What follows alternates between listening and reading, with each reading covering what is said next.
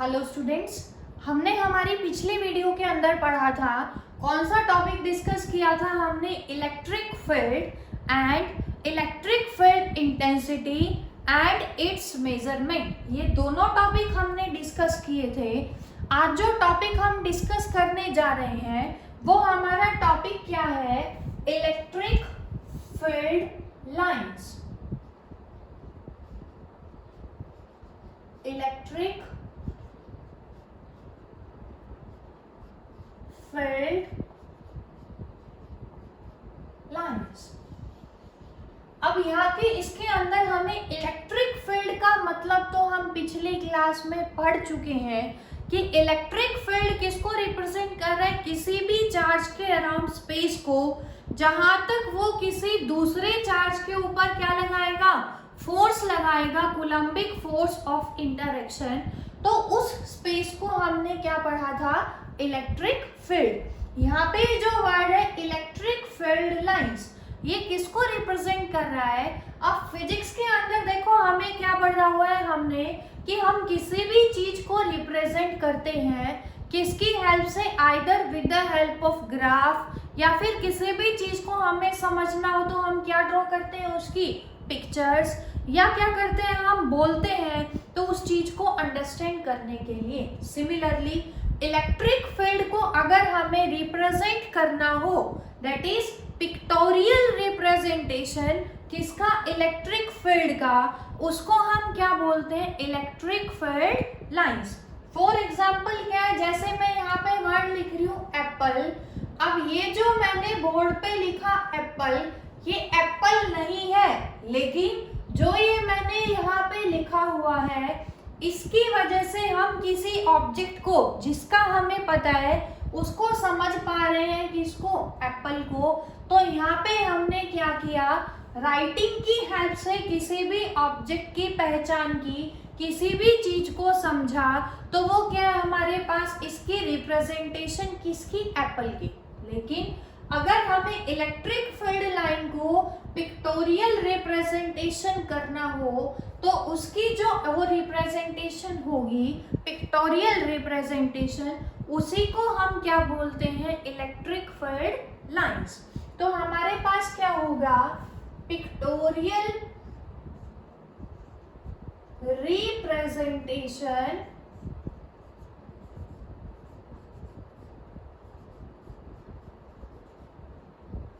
Of electric field, उसको हमने क्या नाम दे रखा है यहाँ पे? Electric field lines. For example हम क्या कर रहे हैं? इसके ऊपर ड्रॉ कर रहे हैं बहुत सारी लाइंस बोर्ड के ऊपर। ये हमने डिफरेंट लाइंस अलग अलग डिस्टेंस पे ड्रॉ कर दी। हम कह रहे हैं कि हमें वैल्यू निकालनी है क्या पे? किसी पॉइंट ए पे इलेक्ट्रिक फील्ड की। दूसरा कहाँ निकालनी है? किसी पॉइंट बी पे भी निकालनी है, किसकी वैल्यू? इलेक्ट्रिक फील्ड की। दोनों को कंपेयर करना है कि कहाँ पे इलेक्ट्रिक फील्ड ज्यादा होगा, कहाँ पे इलेक्ट्रिक फील्ड कम होगा। तो ये जो इमेजिनरी लाइंस हम ड्रॉ कर रहे हैं, ये इमेजिनरी लाइंस, इन्हीं को हम क्या बोलते हैं? Electric field lines.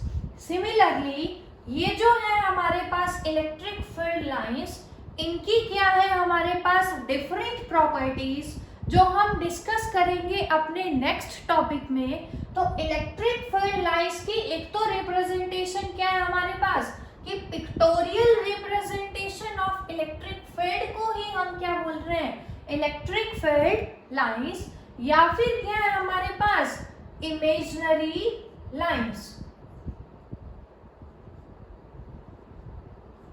Imaginary lines which are drawn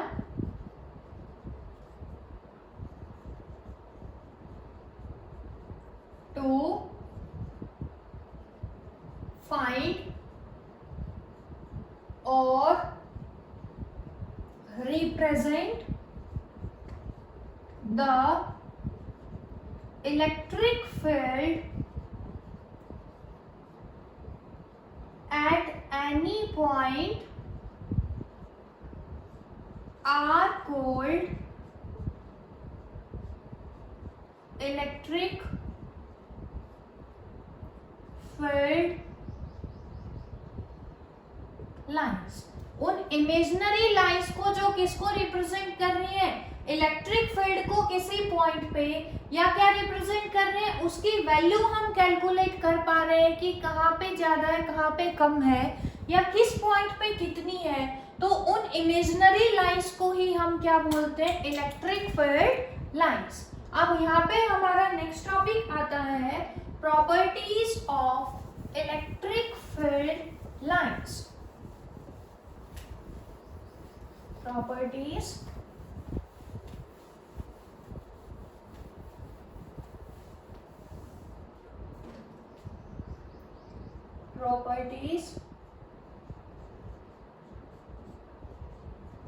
of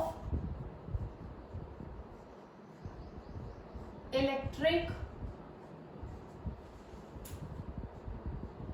field lines. Properties जो है फील्ड लाइंस के काफी इंपॉर्टेंट है, सब बच्चे ध्यान से समझेंगे उनको। फर्स्ट प्रॉपर्टी जो हम पढ़ने जा रहे हैं, फर्स्ट प्रॉपर्टी में हमें बताया कि इलेक्ट्रिक फील्ड लाइंस कहाँ से स्टार्ट होंगी और कहाँ पे टर्मिनेट होंगी। टर्मिनेट की जगह हम क्या वर्ड यूज कर सकते हैं, एंड वर्ड भी यूज कर सकते हैं। तो फर्स्ट प्रॉपर्टी क्या है हमारी, स्टार्ट और टर्मिनेट। इसको समझने के लिए हमें पता होना चाहिए कि इलेक्ट्रिक फील्ड लाइंस हमेशा स्टार्ट होंगी, कहाँ से निकलेंगी, किसी पॉजिटिव चार्ज से निकलेंगी और हमेशा एंड होंगी, किसकी तरफ एंड होंगी, नेगेटिव चार्ज की तरफ। तो फर्स्ट प्रॉपर्टी क्या आएगी हमारे पास, electric field lines starts from positive and ends at negative. हमेशा पॉजिटिव चार्ज से बाहर निकलेंगी और खत्म कहाँ होंगी, नेगेटिव चार्ज पे टर्मिनेट होंगी। ये क्या है हमारे पास, first property of electric field line. Suppose करो हमें क्या गिवन है, कोई भी पॉजिटिव चार्ज गिवन है, हमसे पूछा जा रहा है कि draw the pattern of electric field lines due to a point charge. अब पॉइंट चार्ज हमारा कैसा चार्ज है, पॉजिटिव चार्ज। पॉजिटिव से हमने एज्यूम किया या प्रॉपर्टी के अंदर पढ़ा है कि कहाँ से स्टार्ट होंगी, पॉजिटिव से स्टार्ट होंगी। फील्ड लाइंस हैं तो सबसे पहले तो हम क्या ड्रॉ करेंगे, लाइंस। उसके बाद पॉजिटिव से स्टार्ट हो रही है तो जो एरो हेड है वो कहाँ आएंगे, इन आउटवर्ड डायरेक्शन, क्योंकि पॉजिटिव से क्या कर रही है, ये निकल रही है। दूसरा, अगर हमें चार्ज हमारा कैसा गिवन है, नेगेटिव चार्ज अगर हमें गिवन है तो फील्ड लाइन की प्रॉपर्टी क्या है कि नेगेटिव चार्ज के ऊपर क्या होंगी, वो टर्मिनेट होंगी। तो एरो हेड की direction in case of negative charge किधर आएगी हमारे पास, इनवर्ड। तो याद रखेंगे नेगेटिव चार्ज के केस में फील्ड लाइन की डायरेक्शन कैसी आएगी, इनवर्ड। पॉजिटिव चार्ज के केस में डायरेक्शन हमारे पास कैसी आएगी, आउटवर्ड। अगर हमें गिवन हो कैसा चार्ज, एक पॉजिटिव सिस्टम हो हमारे पास जिसके अंदर दो चार्ज हैं, एक तो क्या है पॉजिटिव चार्ज, दूसरा क्या है नेगेटिव चार्ज। सेकेंड प्रॉपर्टी को समझने के लिए ध्यान से देखेंगे, हमने अरेंजमेंट लिया, एक पॉजिटिव चार्ज और एक क्या गिवन है हमें, नेगेटिव चार्ज। अब हमने फर्स्ट प्रॉपर्टी के अंदर पढ़ा है कि इलेक्ट्रिक फील्ड लाइंस पॉजिटिव से स्टार्ट होंगी, नेगेटिव पे टर्मिनेट होंगी। तो हमने ड्रॉ किया इलेक्ट्रिक फील्ड लाइंस का पैटर्न, पॉजिटिव से स्टार्ट होंगी एंड नेगेटिव पे क्या करेंगी, टर्मिनेट। ऐसे ही पॉजिटिव से स्टार्ट होंगी तो एरो हेड किधर आएगा, आउटवर्ड। नेगेटिव में एंटर होगी तो एरो हेड किधर आएगा, इनवर्ड, पॉजिटिव से नेगेटिव, पॉजिटिव से फील्ड लाइन किधर जाएगी, नेगेटिव। लेकिन कभी भी फील्ड लाइन नेगेटिव चार्ज को क्रॉस करके बाहर नहीं आएगी, क्योंकि अगर ध्यान से देखेंगे सभी क्रॉस करके बाहर आ रही है, इसका मतलब क्या है कि वो नेगेटिव चार्ज से बाहर निकल रही है। लेकिन प्रॉपर्टी क्या है, फील्ड लाइन क्या होगी, टर्मिनेट होगी कहाँ पे, नेगेटिव चार्ज पे। तो कभी भी इसको क्रॉस करके नेगेटिव चार्ज को बाहर नहीं आएगी। अगर वो नेगेटिव चार्ज को क्रॉस करके बाहर नहीं आएगी, ध्यान से देखेंगे सब बच्चे, तो लूप क्लोज नहीं बनेगा। तो जो सेकेंड प्रॉपर्टी है फील्ड लाइन की, वो क्या है हमारे पास, electric field lines, electric field lines do not form closed continuous loop। जो लूप इलेक्ट्रिक फील्ड लाइंस बना रही है वो कभी भी क्लोज नहीं होगा, या क्या लिख सकते हैं, forms discontinuous loop.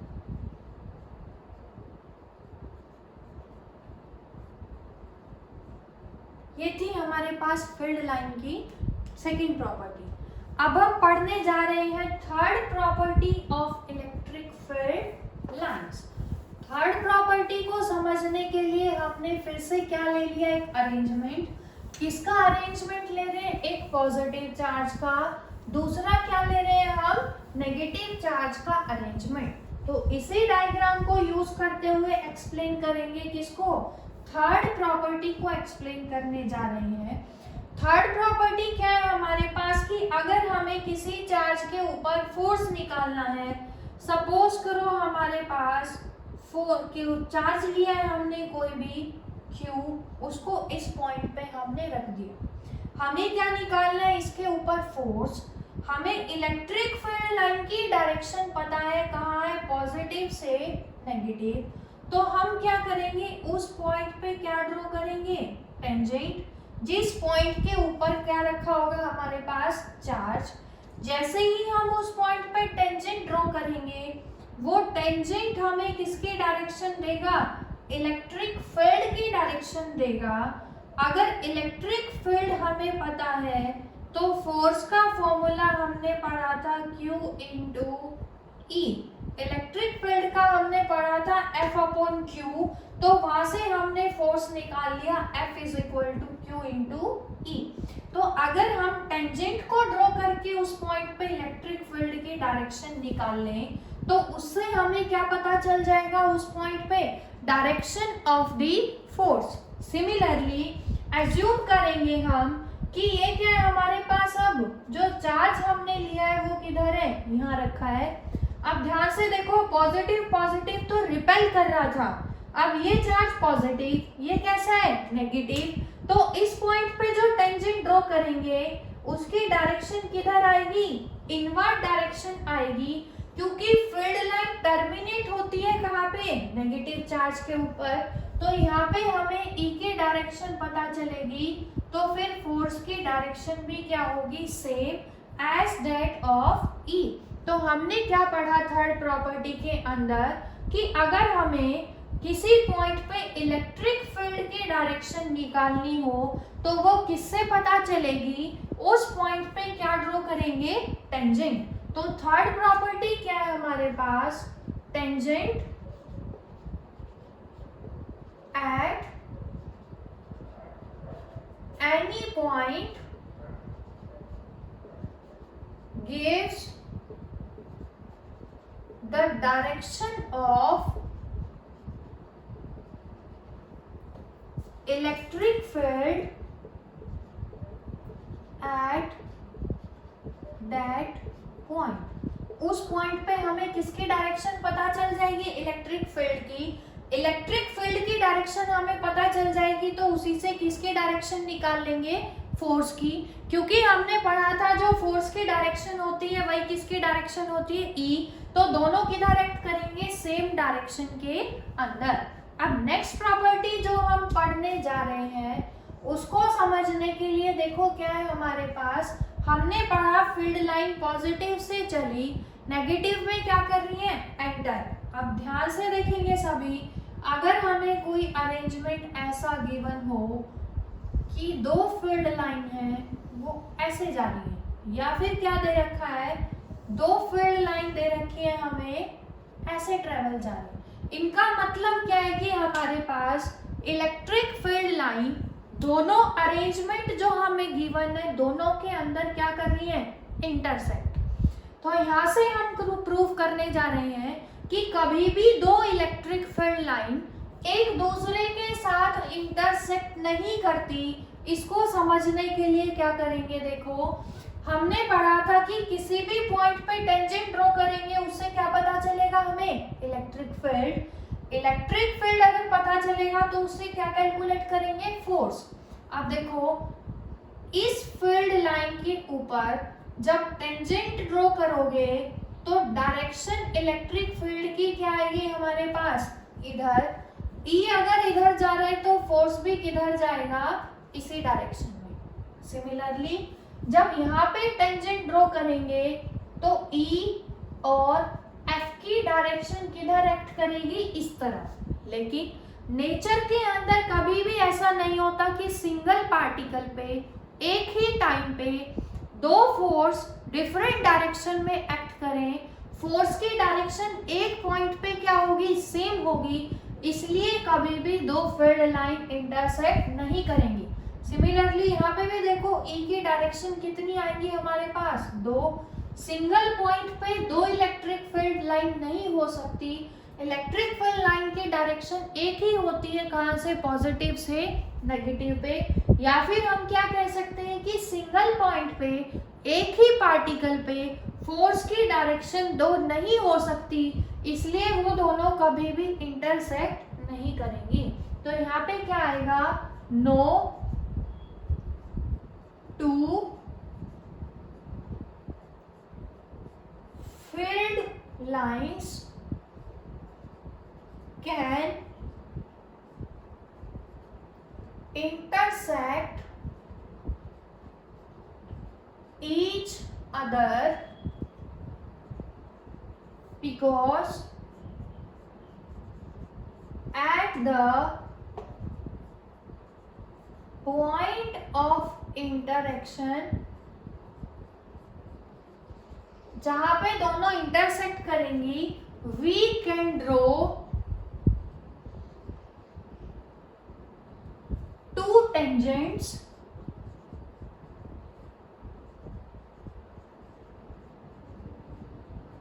that is two directions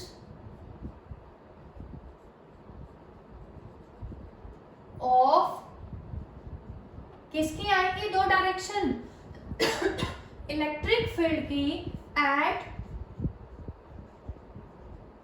that point which is not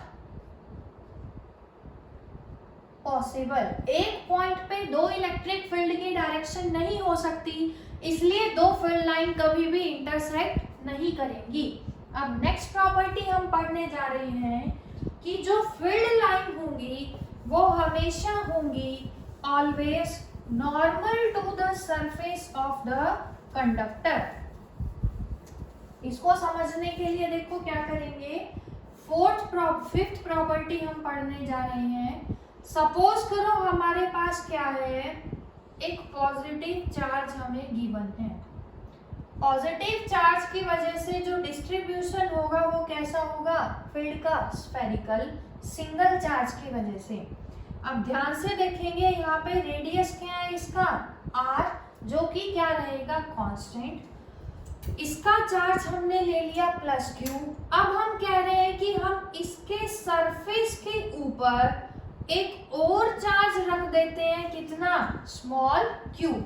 ये भी कितना है, +q। ये भी कितना है प्लस क्यू, दोनों क्या करेंगे रिपेल, तो फोर्स मूव करेगा किधर आउटवर्ड डायरेक्शन में, क्योंकि इसका चार्ज कितना है प्लस क्यू, सरफेस पे हम एक और चार्ज ले रहे हैं क्यू, दोनों फोर्स कैसा एक्सर्ट करेंगे रिपल्सिव फोर्स, जिसकी डायरेक्शन किधर होगी आउटवर्ड। अब ध्यान से देखेंगे, हम सपोज कर रहे हैं कि ये जो फोर्स कितना लगेगा चार्ज पार्टिकल के ऊपर Q इंटू जितना सोर्स चार्ज का क्या होगा इलेक्ट्रिक फील्ड होगा उतना फोर्स एक्सपीरियंस करेगा।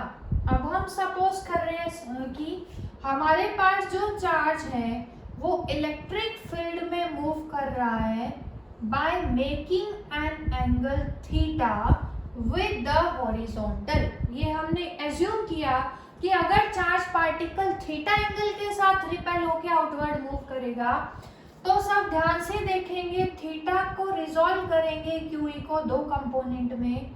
थीटा के साथ वाला कंपोनेंट क्या होगा कॉस, क्या आएगा यहाँ पे क्यू ई कॉस थीटा। इसका वर्टिकल कंपोनेंट जो होगा क्या आएगा क्यू ई साइन थीटा। अब देखेंगे ध्यान से कि जब हमने इसको रिजॉल्व करके ऑब्जर्व किया गया, एक्सपेरिमेंट इसके ऊपर परफॉर्म किया गया, तो ऐसा ऑब्जर्व किया गया कि Q E sine theta component की वजह से कभी भी चार्ज पार्टिकल ने मूव नहीं किया। इसका मतलब Q E cos theta is not responsible for the motion of charge। जो चार्ज पार्टिकल ने मूव किया वो उसके लिए हमेशा कौन सा कंपोनेंट रिस्पॉन्सिबल था, क्यू ई साइन थीटा की वजह से हमेशा चार्ज ने मूव किया। इसका मतलब क्या है कि अगर इसकी वजह से कोई भी मूवमेंट नहीं हुई तो क्यू ई कॉस थीटा किसके बराबर आएगा हमारे पास जीरो के बराबर। अब जो चार्ज है हमारा वो जीरो के बराबर नहीं है, इलेक्ट्रिक फील्ड भी जीरो के बराबर नहीं है, तो इसका मतलब जीरो कौन होगा हमारा कॉस थीटा। कॉस थीटा की वैल्यू जीरो कब होगी जब थीटा कितना होगा 90 डिग्री। थीटा एंगल किसने बनाया था क्यूई ने, इसका मतलब क्यूई किसको रिप्रेजेंट कर रहा था फोर्स को। इसका मतलब चार्ज पार्टिकल फोर्स एक्सपीरियंस करेगा हमेशा नॉर्मल टू द सरफेस। तो अगर चार्ज पार्टिकल के ऊपर फोर्स लग रहा है नॉर्मल टू द सरफेस, इसका मतलब इलेक्ट्रिक फील्ड में किधर लगेगा नॉर्मल, क्योंकि दोनों की डायरेक्शन क्या होती है सेम। तो इस प्रॉपर्टी से क्या कंक्लूजन आया हमारे पास, electric field is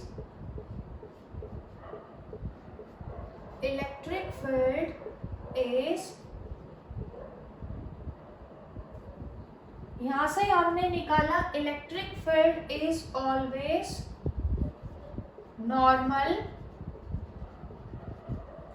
to the surface. हमेशा उसकी डायरेक्शन क्या होगी सरफेस के परपेंडिकुलर होगी। अब नेक्स्ट प्रॉपर्टी हम पढ़ने जा रहे हैं, relative strength of electric field.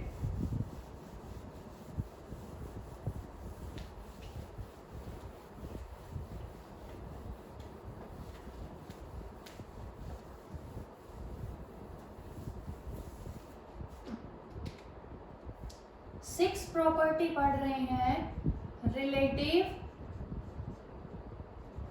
Strength of electric field. इसको समझने के लिए देखो क्या किया हमने, फिर से क्या ले लिया, सपोज करो एक पॉजिटिव चार्ज, पॉजिटिव से फील्ड लाइन हमेशा किधर निकलती है आउटवर्ड। अभी हमने पढ़ा इलेक्ट्रिक फील्ड लाइंस क्या होंगी हमेशा नॉर्मल, किसके नॉर्मल होंगी to the surface of the charge. तो ये हमने क्या ड्रॉ कर दिया इलेक्ट्रिक फील्ड लाइंस। अब देखो ध्यान से, हम कह रहे हैं कि हमारे पास दो पॉइंट है, पॉइंट ए और दूसरा हमने ले लिया पॉइंट बी। तो किस पॉइंट पे इलेक्ट्रिक फील्ड की स्ट्रेंथ ज्यादा होगी? एज्यूम किया कि पॉइंट ए से हमने एक स्फीयर ड्रॉ किया, ऐसे ही पॉइंट बी से भी हमने क्या ड्रॉ किया? एक स्फीयर। तो जिसके अंदर नंबर या कंसंट्रेशन ऑफ फील्ड लाइन ज्यादा होगी, वहां पे इलेक्ट्रिक फील्ड की स्ट्रेंथ भी क्या होगी? ज्यादा। अब पॉइंट ए के अंदर कंसंट्रेशन ऑफ फील्ड लाइन कितनी है हमारे पास? 1, लेकिन पॉइंट बी के लिए कंसंट्रेशन ऑफ फील्ड लाइन कितनी है? कितने लाइंस पास हो रही हैं? 3। तो इसका मतलब बी पे क्या होगी हमारे पास? फील्ड की स्ट्रेंथ ज्यादा होगी। तो यहां से क्या कंक्लूजन निकाला हमने? ग्रेटर द concentration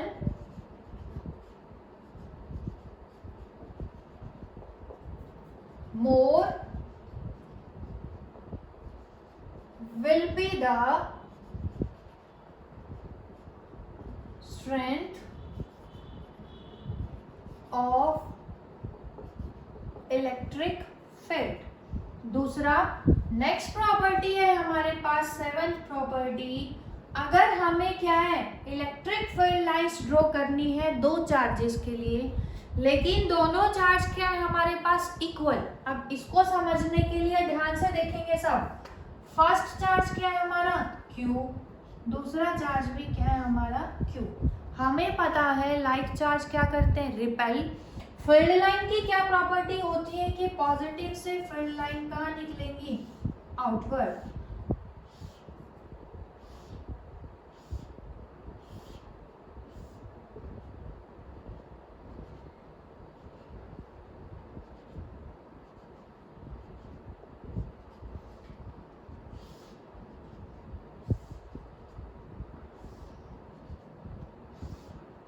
अब ध्यान से देखेंगे ये हमने क्या ड्रॉ किया? इलेक्ट्रिक फील्ड लाइंस ड्रॉ करी दो पॉजिटिव चार्जेस के लिए। पॉजिटिव चार्ज से निकलती है फील्ड लाइंस, इसलिए सभी के अंदर एरो हेड क्या है? बाहर।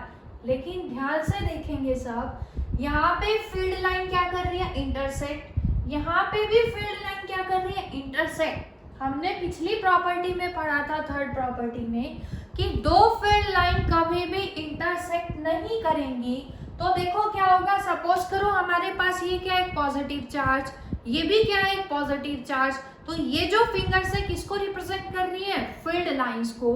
तो अगर पॉजिटिव चार्ज है दोनों, तो फील्ड लाइंस क्या करेंगी? एक दूसरे से कभी भी इंटरसेक्ट नहीं करेंगी। वो क्या करेंगी? रिपेल करेंगी। तो एक दूसरे से जब वो रिपेल करेंगी तो कैसे मूव करेंगी? ऐसे। कब तक रिपेल करेंगी? एक पर्टिकुलर डिस्टेंस तक क्या करेंगी? वो रिपेल। तो इसको ड्रॉ ऐसे नहीं करेंगे, कैसे ड्रॉ करेंगे? यहाँ पे ये फील्ड लाइंस रिपेल करेंगी दोनों को, तो क्या होगा हमारे पास? फील्ड लाइन की रिप्रेजेंटेशन ड्रॉ होगी कर्व। दोनों ने क्या किया? एक दूसरे को रिपेल, दोनों मूव कर रही है away from each other. Similarly ये भी क्या करेंगे? दोनों एक दूसरे को रिपेल। तो फिर से क्या होगा? डायरेक्शन किधर है? आउटवर्ड। फोर्स भी किधर लग रहा है दोनों पे?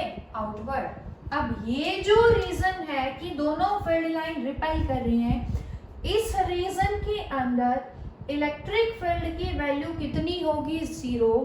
तो ये जो पॉइंट है किसको रिप्रेजेंट करेगा? यहाँ पे न्यूट्रल पॉइंट को। यहाँ पे ये जो है हमारे पास दोनों चार्जेस Q1 Q2 दोनों को हमने क्या लिया है? इक्वल।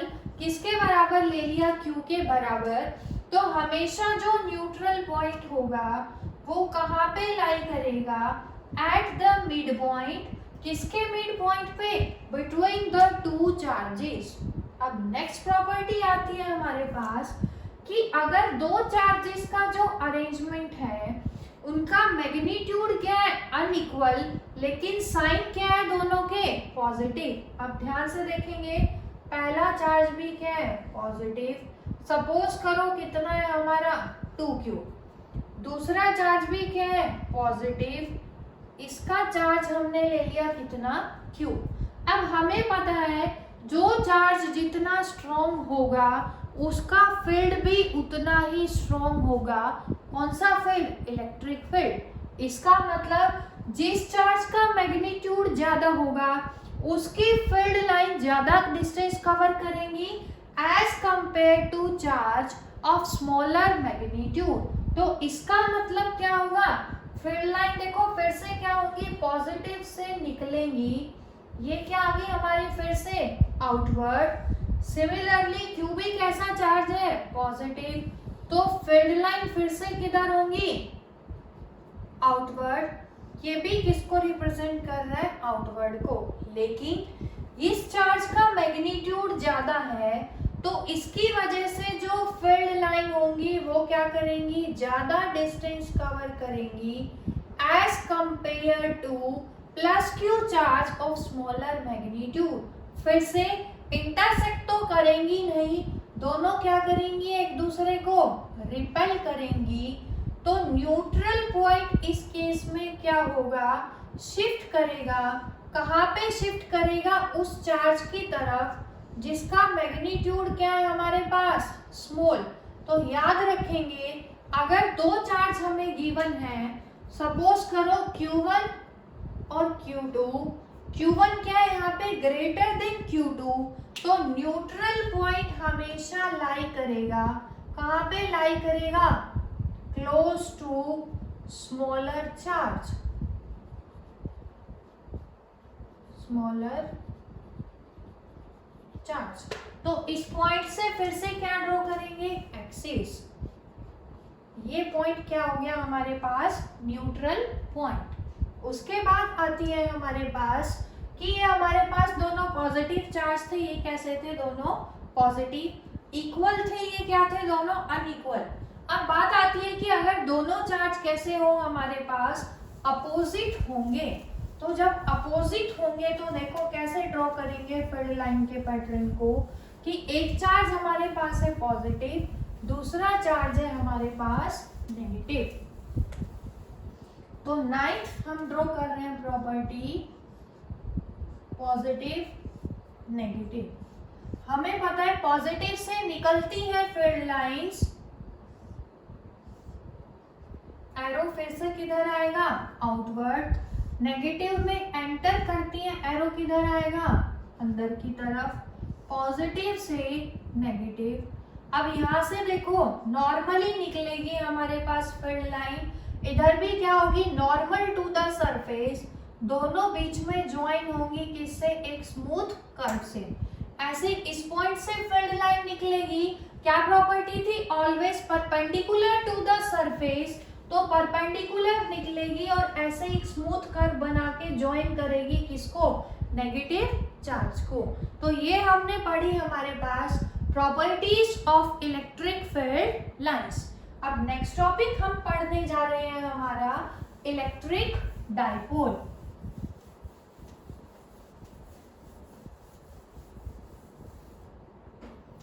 इलेक्ट्रिक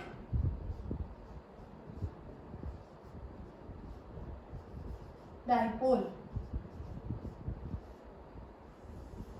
वैसे तो डाइपोल वर्ड से ही क्लियर हो रहा है हमारे पास कुछ ऐसा अरेंजमेंट जिसके दो पोल हो। तो इलेक्ट्रिक डाइपोल यहाँ पे किसको रिप्रेजेंट कर रहा है हमारे पास? एक ऐसा अरेंजमेंट जिसके अंदर क्या हो? दो चार्ज, दोनों का मैग्नीट्यूड क्या हो? इक्वल, और दोनों किसी पर्टिकुलर डिस्टेंस पे रखे हुए हो। तो इलेक्ट्रिक डाइपोल क्या होगा? An arrangement of two equal and opposite charges separated by a finite distance। अब यहाँ पे जो वर्ड हम लिखे हैं कि फाइनाइट डिस्टेंस, इसका क्या मतलब है? देखो दो चार्जेस है, दोनों क्या है? Equal and opposite. तो पहला चार्ज हमने क्या ले लिया हमारा? Plus Q. दूसरा चार्ज क्या ले लिया हमने, -q। दोनों कैसे अपोजिट, तो दोनों क्या करेंगे, एक दूसरे को अट्रैक्ट करेंगे। कहाँ तक अट्रैक्ट करेंगे, एक पर्टिकुलर डिस्टेंस तक अट्रैक्ट करेंगे। तो इन दोनों के बीच की जो डिस्टेंस होगी वो क्या होगी, फाइनाइट होगी। इस डिस्टेंस को कैलकुलेशंस इजी रहे आगे डेरिवेशंस में, हम एज्यूम करते हैं कितना हमारे पास 2a। तो डाइपोल क्या है, अरेंजमेंट किसका, दो चार्जेस का, ऑफ मैग्नीट्यूड तो क्या है हमारे पास दोनों चार्जेस का इक्वल, लेकिन क्या है साइंस क्या है, दोनों के opposite, separated by A distance of 2a। इसको हम क्या बोलेंगे, इलेक्ट्रिक डाइपोल। फॉर एग्जाम्पल हमने पढ़ा हुआ है कंपाउंड्स के अंदर होते हैं जनरली है हमारे पास इलेक्ट्रिक डाइपोल। एक्सीएल के बारे में हमने पढ़ा हुआ है, एक्सीएल के अंदर H क्या होता है, पॉजिटिव, Cl क्या है, नेगेटिव। ये जो पेयर है दोनों का, दोनों की जो सेंटर से सेंटर डिस्टेंस होगी वो मिलके एक अरेंजमेंट बना रही है, उसको हम क्या बोलेंगे, इलेक्ट्रिक डाइपोल। अब नेक्स्ट टॉपिक आता है हमारे पास इलेक्ट्रिक डाइपोल मूवमेंट। अब डाइपोल को हमने पढ़ा कि क्या है, pair of two equal and opposite charges. Dipole moment का सिंबल याद रखेंगे सबसे पहले तो कैपिटल P।